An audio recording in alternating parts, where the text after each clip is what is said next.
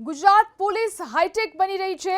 અત્યાધુનિક ટેકનોલોજીનો ઉપયોગ કરી અને ચોરીનો ભેદ ઉકેલાઈ રહ્યો છે। દાહોદમાં પોલીસે ડ્રોનથી ચોરને પકડ્યા। મંદિરમાં ઘૂસેલા ચોરોને ડ્રોનની મદદથી દબોચી લીધા। એરિયલ પેટ્રોલિંગ ડ્રોનની મદદથી ગુનેગારો સકંજામાં આવ્યા।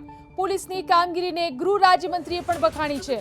ગીચ જંગલ અને પહાડોની અંદર ડ્રોનની મદદથી પોલીસની નજર રહે છે।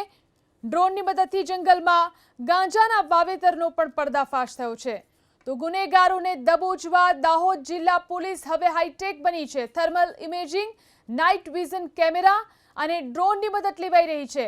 દાહોદમાંથી પસાર થતા ઇન્દોર અમદાવાદ હાઈવે ઉપર લૂંટારુઓના આતંકને રોકવા માટે દાહોદ પોલીસ ડ્રોનની મદદ લઈ રહી છે, જેને લઈ છેલ્લા 1 વર્ષથી હાઈવે ઉપર લૂંટનો એક પણ બનાવ નથી બન્યો।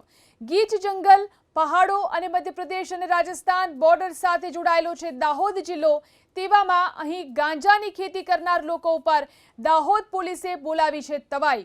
ટેકનોલોજીની મદદથી ગાંજાની ખેતી થતી હોય તેવા ખેતરો પકડી અને 1.5 કરોડની કિંમતના ગાંજાના છોડ જપ્ત કરાયા છે।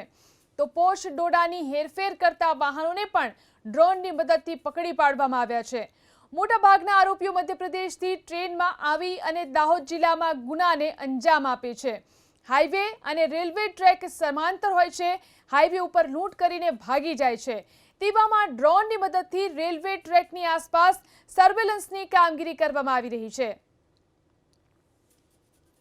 તો દાહોદ જિલ્લાનો આ વિસ્તાર કે જ્યાં ગીચ જંગલ અને પહાડો પણ છે, ત્યારે ડ્રોનની મદદથી અહીં નજર રાખવામાં આવે છે। ડ્રોનથી જંગલમાં ગાંજાના વાવેતરનો પણ પર્દાફાશ થયો છે। તો હવે એક પણ ગુનેગારો નહીં બચી શકે, કારણ કે ગુજરાત પોલીસ હાઈટેક બની છે અને ડ્રોનની મદદ લેવામાં આવી રહી છે।